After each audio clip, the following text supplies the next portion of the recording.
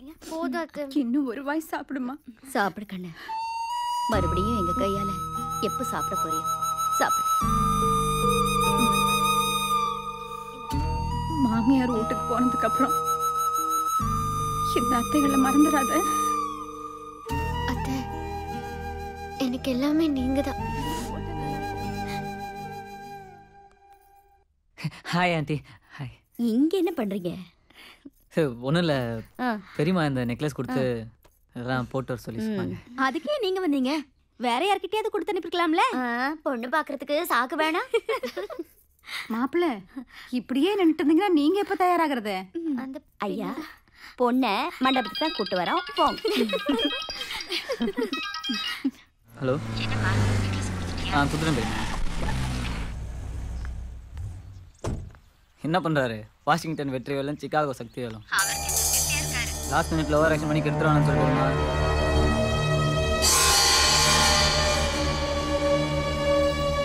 வந்துடுறேன், கேர்ஃபுல்லா இருங்க. Okay bye. மாப்பிள்ள எந்த கல்யாண மண்டபம்னு தெரியுங்களா? மறந்து போட்டு ஆர்எஸ் கல்யாண மண்டபத்துக்கு போயிடாதீங்க. ஓ சாமி, அந்த பக்கமே போக மாட்டேன். அதான் எல்லா பிரச்சனையும் ஆரம்பிச்சு. அங்க போகாம இருந்திருந்தா பூஜா கிடைச்சிருப்பாளா?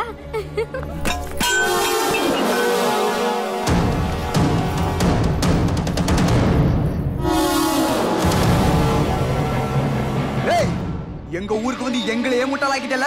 உன் குடும்பத்துல இருந்து ஒருத்தர் கூட உசுரோட போக முடியாதுடா. ஆண்டி, நீங்க பூஜா கூட்டிட்டு மண்டபத்துக்கு போங்க, நான் முகூர்த்தத்துக்கு வந்துடுறேன்.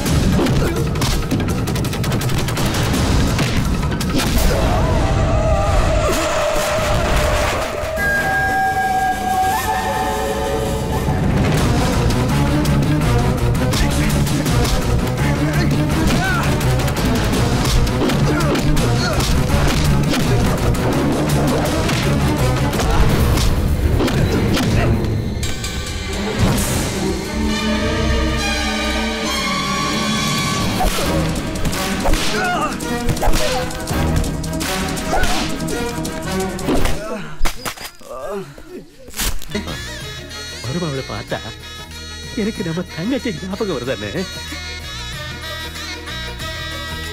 அவளே நேர்ல வர மாதிரி இருக்குல்ல. கேவலம் பணத்துக்கு ஆசைப்பட்டு தங்கச்சி மவளை பறிகொடுத்துட்டுமோன்னு தோணுதுன்னா தம்பி.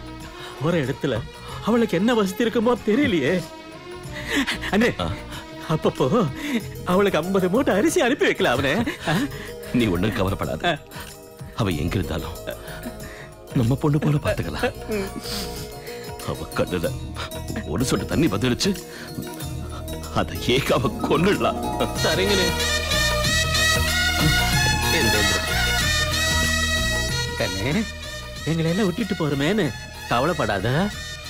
போற வீட்டுல வசதி குறைவா இருந்துச்சுன்னா ஒரு போன் பண்ணு, நாங்க பாத்துக்கிறோம். ஏதாவது தப்பு பண்ணிருந்தா என்ன மன்னிச்சிடுங்க. ரசதி, நீ என்னடா தப்பு பண்ண? எங்க தங்கச்சி வயித்துல பிறந்தவ தப்பு பண்ண மாட்டான்.